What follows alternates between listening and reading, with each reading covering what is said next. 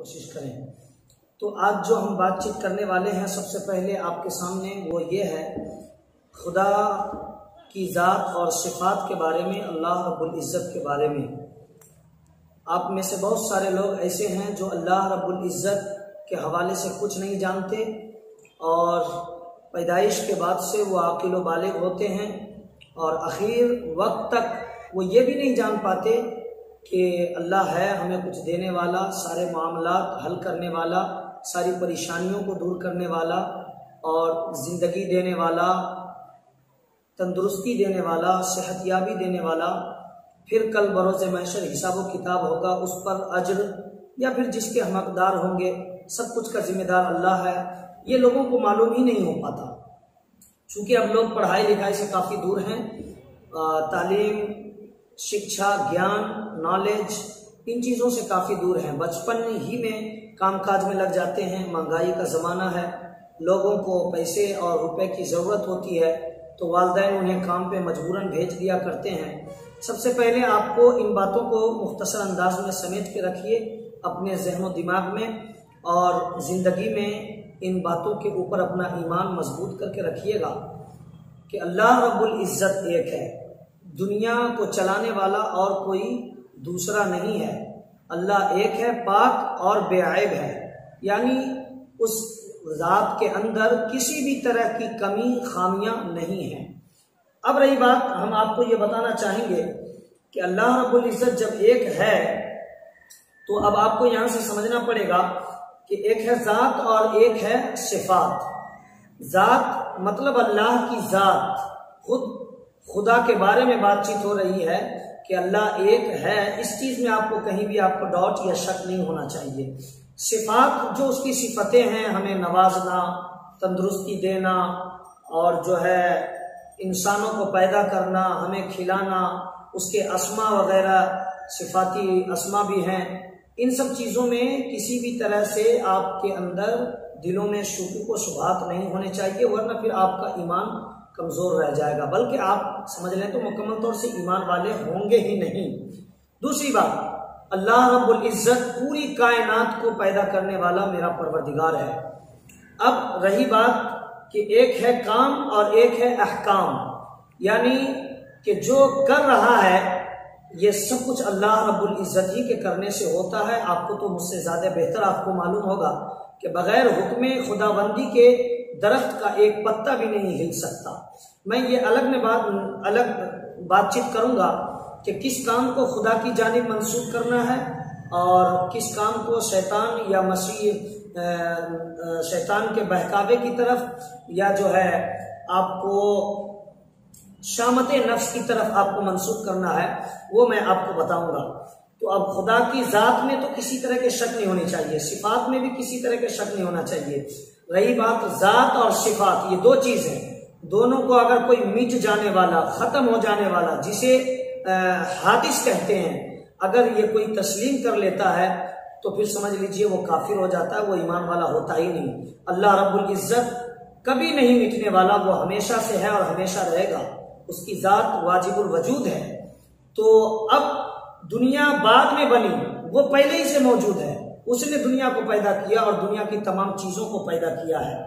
اب اس کے جو کام ہے اس کام میں کوئی شریک نہیں ہے دوسرا، جو کرتا ہے بس وہی مالک ہے، وہ اپنی مرضی سے کرتا ہے، کسی کا عمل دخل نہیں ہے۔ یہ الگ میٹر ہے کہ دعا کرنے سے اللہ رب العزت ہماری عمر میں اضافہ کر دیتا ہے، ہماری روزیوں میں برکتیں عطا فرما دیتا ہے، وہ ایک الگ ٹاپک ہے، میں اس پہ بعد میں بات چیت کروں گا۔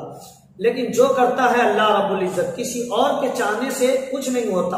ہاں، یہاں البتہ یہ بات یاد رہے کہ جس طرح بدعقیدے، دیوبندی، وہابی وغیرہ یا اور بھی دوسرے مذاہب کے لوگ جو آپ کو گمراہ کن باتوں سے گمراہ کرنے کی کوشش کرتے ہیں، ان باتوں سے ذرا چوکنا رہیے گا۔ کسی کے چاہنے سے کچھ نہیں ہوتا، اس کا مطلب کیا؟ جو کرنے والا ہے کرتا تو اللہ ہی ہے، لیکن کچھ بہت سارے موڑ ایسے ہیں جہاں اللہ رب العزت کے محبوبین بندوں کا اگر دستے سوال دراز ہو جاتا ہے تو پھر اللہ رب العزت وہاں ان کی باتوں کو قبولیت کا درجہ عطا فرما دیتا ہے۔ اور اس کا مطلب یہ نہیں ہوا کہ یہ کر رہے ہیں، ان کی دعا ایکسیپٹ کر لیتا ہے اللہ، ان کی دعا کو قبولیت کا درجہ مل جاتا ہے، تو پھر اللہ رب العزت اس میں تغیر و تبدل فرما دیتا ہے۔ اب تغیر و تبدل کس میٹر میں ہوتا ہے اس کی کیٹیگری الگ الگ ہے۔ کتابوں میں 3 طریقے بتائے گئے ہیں کہ ایک ایسا ہے جو اللہ رب العزت کہ یہاں مبرم حقیقی ہوتا ہے جس میں کسی طرح کا بدلاؤ نہیں ہوتا، وہ ایک الگ مسئلہ ہے، میں اس پہ بات چیت کروں گا۔ اب رہی بات، اللہ رب العزت ہی عبادت کے لائق ہے، اس کے سوا کسی اور کی عبادت، پوجا، پرستش، سجدہ نہیں کیا جا سکتا۔ چند لوگ آپ کو کہتے ہیں نا کہ ہم لوگ بریلوی ہیں، سنی ہیں، تو ہو سکتا ہے کہہ دیتے ہوں گے کہ یار یہ لوگ قبر پجوا ہے، قبر پہ جاتا ہے، مزار پہ جاتا ہے۔ ان بدعقیدوں سے آپ کہہ دیا کریں کہ ہم قبر پہ جاتے ہیں تو سجدہ نہیں کرتے، یا جتنی بھی عوام جایا کرتی ہے تو وہ سجدہ نہیں بلکہ بوسہ دیتے ہیں وہ لوگ، اور جو ہے چوم لیا کرتے ہیں۔ تو یہ ایک حد تک اس میں جواز کا راستہ ہے، اس میں قباحت کی بات نہیں ہے۔ چادر کو بوسہ دینا، قدموں کو چوم لینا، بزرگان دین کے مزار کو چوم لینا، یہ کوئی بری بات نہیں ہے۔ حالانکہ امام احمد رضا خان فاضل بریلوی رضی اللہ تعالی عنہ نے حکم اس کا الگ انداز میں دیا ہے کہ قبر سے 4 ہاتھ کے دوری پر ہی فاصلے پر رہ کر خراج عقیدت پیش کیے جائیں یا ایصال ثواب کیا جائے۔ بہرکیف وہ محبت کے اوپر ہے کہ آدمی قریب پہنچ جاتا ہے اور چادر کو چوم لیتا ہے، بوسہ دے دیتا ہے یا چادر پوشی کر لیتا ہے، تو وہی عبادت کے لائق ہے، اس کے سوا کوئی عبادت کے لائق نہیں۔ ہمیں دل سے، طبیعت سے ایمان کو مضبوط کر کے اسی کی عبادت کرنی چاہیے، اسی کا سجدہ کرنا چاہیے، اور حضور پاک صلی اللہ تعالی علیہ وسلم کی سچی محبت کو اپنے سینے میں جگہ دینی چاہیے۔ یہ ایک الگ ٹاپک ہے، اس پہ میں بعد میں بات چیت کر لیتا ہوں۔ اب اس کے بعد بات یہ رہی کہ ہم کیا نماز پڑھتے ہیں یہ اللہ کے لیے ضروری ہے؟ اللہ کو ضرورت ہے اس چیز کی، ہم نیک کام کریں، نماز، روزہ، حج و زکوٰۃ، قربانی، غریبوں کی خدمت، ننگوں کو پہنانا، بھوکوں کو کھانا کھلانا، پڑوسیوں کا دیکھ بھال کرنا، اس طرح کے جتنے بھی امور ہیں، کیا اس چیز کے لیے اللہ رب العزت محتاج ہے؟ تو نہیں، ان چیزوں کی کوئی ضرورت نہیں ہے اللہ رب العزت کو۔ آپ کرتے ہیں اپنے مفاد کے لیے، اس میں صرف آپ کے بینیفٹس ہیں، آپ کے فائدے ہیں، خدا کی رضا کے واسطے آپ کام کرتے ہیں، اللہ کو راضی کرنے کے لیے۔ اس میں اللہ رب العزت آپ کے کرنے سے، نہیں کرنے سے اللہ رب العزت کا نہ کچھ بننے والا ہے اور نہ بگڑنے والا ہے، بلکہ یہ کر کے آپ اپنے آپ کو فائدے مند ثابت کرتے ہیں اور فوائد کے حقدار بناتے ہیں۔ تو یہ عبادت ہے، آپ کا حق ہے کہ آپ اپنے رب کی پوجا کریں، پرستش کریں، سجدہ کریں، اور ہونا بھی چاہیے۔ اللہ کریم نے قرآن میں ارشاد فرمایا، وَمَا خَلَقْتُ الْجِنَّ وَالْإِنسَ إِلَّا لِيَعْبُدُونَ، ہم نے جنات اور انسان کو پیدا نہیں کیا مگر اس لیے تاکہ وہ عبادت کریں، میری عبادت کریں۔ تو اب عبادت خاص مقصد ہے، پوجا پرستش کرنا یہ خاص مقصد ہے۔ اب جو دنیاوی معاملات ہیں ان سے بھی آپ کو نپٹنا رہتا ہے۔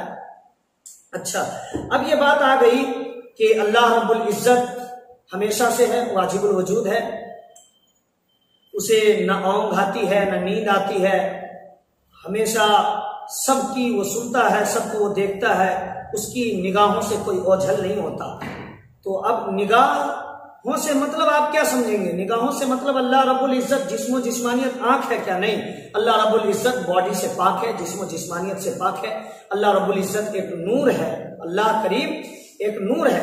تو اب میں آپ کو یہ بتانا چاہوں گا کہ اللہ رب العزت کی کوئی اولاد نہیں ہے، نہ اللہ رب العزت کسی کی اولاد۔ تو اس کے بارے میں قرآن میں تو باضابطہ آیا، اللہ کریم نے ارشاد فرمایا، بسم اللہ الرحمن الرحیم، قل هو اللہ احد اللہ الصمد لم یلد ولم یولد ولم یکن له کفوا احد۔ اللہ کریم اپنے پیغمبر مصطفیٰ جان رحمت صلی اللہ تعالی علیہ وسلم سے ارشاد فرما رہا ہے کہ محبوب آپ فرما دیں، آپ کہہ دیجئے، یہ فعل امر کا صیغہ ہے، قل یعنی تم کہہ دو۔ تو اب ہم لوگ محبت میں، عقیدت میں، ادب و احترام کے اعتبار سے ہم کہتے ہیں کہ اللہ کا یہ کہنا ہوا کہ اے محبوب آپ کہہ دیجئے، ہم اپنے اعتبار سے کہہ رہے ہیں۔ تو اللہ رب العزت نے کہا کہ آپ کہہ دیجئے، کہنا کیا ہے؟ قل هو اللہ احد، اللہ ایک ہے، اللہ الصمد، اللہ بے نیاز ہے، لم یلد ولم یولد، نہ وہ کسی کی اولاد نہ اس کی کوئی اولاد، اچھا، وَلَمْ يَكُنْ لَهُ كُفُوًا أَحَدٌ، اور اس کا کوئی ہمسر نہیں. ہمسر مطلب سر کے کوئی برابر نہیں. اب اس کا مطلب اللہ رب العزت کے کوئی برابر نہیں، اللہ رب العزت کے کوئی مد مقابل نہیں. جو چاہتا ہے اللہ رب العزت اپنی مرضی کے اعتبار سے کرتا ہے، اور جو وہ کرنے والا ہے اس میں کوئی رکاوٹ پیدا نہیں کر سکتا، کوئی عمل دخل نہیں کر سکتا. اور ایسا ہو بھی کیسے سکتا ہے؟ اگر دو آدمی دنیا کو چلانے والا ہو تو پھر ہوگا کیا؟ ایک آدمی کہے گا کہ ہم دو اگر ہوں دنیا کو چلانے والے، تو ایک کہے گا کہ ہم بارش برسانا چاہتے ہیں، ایک کہے گا کہ نہیں ہم دھوپ نکالنا چاہتے ہیں، ایک کہے گا نہیں ہم گرمی کا موسم رکھنا چاہتے ہیں، دوسرا کہے گا نہیں ہم جاڑے اور ٹھنڈی کا موسم رکھنا چاہتے ہیں. تو یہ پھر جو ہے یہاں اختلاف ہو جائے گا، اختلاف ہو جائے گا. قرآن میں اللہ کریم نے ارشاد فرما دیا لو کان فیہما آلہۃ الا اللہ لفسدتا. اگر اس میں فیہما لو کان فیہما کا جب آپ اس کی تفسیر مطالعہ کریں گے تو اے فی السماء والارض ہے، تو اب یہ زمین و آسمان کی طرف اشارہ ہے کہ زمین و آسمان میں اگر دو خدا ہوتے، اس زمین و آسمان کا اگر دو خدا ہوتے، اس کو چلانے والے، اس کے سسٹم، رولز، ضابطے اور نظام کو کنٹرول کرنے والے، جاری فرمانے والے، حکم صادر کرنے والے اگر دو ہوتے تو پھر فساد برپا ہو جاتا، جھگڑا ہو جاتا. ظاہر ہے کہ اگر دو ہوں تو ایک کی مرضی کچھ اور ہوگی، دوسرے کی مرضی کچھ اور ہوگی. اب یہاں خدا کے بارے میں ایک اور اللہ رب العزت کے بارے میں عقیدہ آپ کو رکھنا ہے کہ اس کے اندر کوئی کمی نہیں ہے کہ اللہ رب العزت کی ذات میں کسی طریقے سے جو ہے کمی رہ گئی ہو. ایسا کچھ نہیں. اگر ایسا آپ عقیدہ اور ایمان رکھتے ہیں تو پھر آپ کا ایمان کمزور ہی نہیں بلکہ آپ ایمان کے دائرے سے نکل کر کفر کے صف میں کھڑے ہو جائیں گے اور کافروں کے صف میں کھڑے ہو جائیں گے اور کفر کے دائرے میں آپ داخل ہو جائیں گے. تو یہ بہت امپورٹنٹ بحث ہے اور گفتگو ہے، اس لیے آپ ذرا اس پہ توجہ رکھیے گا. ایسے دیکھیے اللہ رب العزت اگر چاہ لے تو دن کو رات، رات کو دن، اور زمین کو آسمان، آسمان کو زمین. حالانکہ یہ امپوسیبل معلوم ہوتا ہے، بڑا ڈیفیکلٹی، مشکل معلوم ہو رہا ہے، لیکن جب ہم ایمان والے ہیں، مسلمان ہیں، تو ہمارا یہ حق بنتا ہے کہ اللہ رب العزت کی ذات پہ بھروسہ کرتے ہوئے کسی بھی چیز کو محال نہیں سمجھنا ہے. اللہ رب العزت آپ نے سنا ہی ہوگا حضرت ابراہیم علیہ الصلوۃ والتسلیم کے لیے آگ جو ہے باغیچہ ہوا کہ نہیں ہوا، باغ کی طرح گل ہوا کہ نہیں ہوا، ٹھنڈی ہوئی کہ نہیں ہوا آگ. اور کتابوں میں آگ میں جو ہے منجنیق کے ذریعے حضرت ابراہیم علیہ الصلوۃ والتسلیم کو ڈالا گیا. ڈالنے کے بعد ہوتا کیا ہے؟ جبریل امین سید الملائکہ تشریف لے آتے ہیں اور کہتے ہیں ابراہیم اگر کوئی مدد کی ضرورت ہو تو کہیے. حضرت ابراہیم نے کہا تم سے مدد کی ضرورت؟ تو حضرت ابراہیم سے جبریل امین نے کہا کہ ٹھیک ہے، اگر آپ اپنے رب سے مدد لینا چاہتے ہیں تو لیجیے. اللہ رب العزت کا فرمان آ گیا قلنا یا نار کونی بردا وسلاما علی ابراہیم. تو اللہ رب العزت نے کیا کہا کہ آگ ٹھنڈی ہو جا، سلامتی والی ٹھنڈی ابراہیم پہ، علی ابراہیم. دیکھیے یہاں پر جو سلامن آیا یہ قابل غور ہے، غور کرنے کا مقام ہے کہ اللہ رب العزت نے یہ نہیں کہا کہ صرف ٹھنڈی ہو جا، ورنہ تو پھر اتنی ٹھنڈی ہو جاتی کہ ٹھنڈی سے لوگوں کو تکلیف ہونے لگتی. اب آپ یہ کہیں گے بھائی لوگوں کو تکلیف ہونے کی کیا ضرورت، پہنچنے کی کیا ضرورت ہے؟ ہاں بھائی، علماء کرام نے اس کو بیان یہ کیا ہے کہ جب اللہ کا حکم ہوا تو دنیا کی ساری آگ ٹھنڈی ہو گئی کہ کہیں یہ اللہ کا حکم ہم سے تو نہیں ہے، مجھ سے تو نہیں ہے، مجھے سے تو نہیں کہا جا رہا. یہ سوچ کر ساری آگ ٹھنڈی ہو گئی. تو اب بتائیے تو اللہ رب العزت نے کیا کہا؟ یہ پوائنٹ ہے کہ سلامتی والی اتنی ٹھنڈی ہو جس سے حضرت ابراہیم سلامت رہ سکے، آرام محسوس کر سکے. اور پھر کافروں نے انہیں آگ میں ڈالا تھا، بہت دنوں تک انتظار کیا، لیکن پھر بھی حضرت ابراہیم علیہ الصلوۃ والتسلیم ایسے نکل کے آ رہے ہیں اس آگ کے گھیراؤ سے اور اس دائرے سے جس کو کئی مہینوں تک بھڑکایا گیا تھا، جس کے قریب جانے سے لوگوں کے جسم پگھل سکتے تھے. اتنی تپش تھی اس آگ کی، منجنیق کے ذریعے اس میں ڈالا گیا. لیکن اب بتائیے حضرت ابراہیم علیہ الصلوۃ والتسلیم اس سے نکل رہے ہیں تو بالکل ایسا لگ رہا ہے کہ جنت سے نکل کے آ رہے ہیں. تو یہ چند باتیں تھیں جس کو میں نے آپ سے بیان کیا. امپورٹنٹ بات لاسٹ میں ایک ہے کہ دیکھیے آپ جو بھی کر رہے ہیں، آپ اگر یہ عقیدہ بناتے کہ یار اللہ کے حکم کے بغیر کچھ نہیں ہوتا، یہ عقیدہ تو درست ہے، میں نہیں کہتا غلط ہے، یہ بالکل مکمل 100% درست ہے. لیکن آپ یہ کہہ لیں کہ بھائی آپ شراب بھی پی لیں، کہیں اللہ کے چاہنے سے ہوتا ہے، آپ چوری کر لیں، کہیں اللہ کے چاہنے سے ہوتا ہے، زنا کر لیں، کہیں اللہ کے چاہنے سے ہوتا ہے، جھوٹ بولیں، کہیں اللہ کے چاہنے سے ہوتا ہے. نہیں، اللہ کے چاہنے سے ہی سب کچھ ہوتا ہے، لیکن غلط کاموں کی نسبت آپ کو شامت نفس کی طرف کرنا ہے، شیطان کے بہکاوے کی طرف کرنا ہے، اور اچھائیوں کی نسبت اللہ کے کرم کے اوپر اللہ کے ذمہ کرم پر دینا ہے. اللہ رب العزت کی طرف ان چیزوں کی نسبت ہونی چاہیے جو اچھائیاں ہیں، اس لیے کہ آپ کو بھی اللہ رب العزت نے کچھ کنٹرول پاور دیا ہے، اختیار دیا ہے، آپ کو بھی فیصلہ کرنے کا، ڈیسائیڈ کرنے کا آپ کے اندر وہ گن اللہ رب العزت نے عطا فرمایا ہے، جس کے ذریعے سے آپ چاہیں تو بازار جائیں، چاہے تو نہ جائیں، آپ چاہیں تو شراب کے اڈے پہ جائیں، چاہے تو نہ جائیں. تو یہ آپ کو اختیار دیا گیا ہے نا. تو اب جب غلط اقدام آپ کے اٹھیں تو شامت نفس کی طرف نسبت، شیطان کے بہکاوے کی طرف نسبت، اور جب اچھائیاں آپ کریں تو اللہ رب العزت کی ذات کی طرف نسبت کریں کہ یہ خدا کے کرم سے ہوا، اس کے چاہنے سے ہوا، اس کی عطا سے ہوا، اور اس کی عنایت سے ہوا.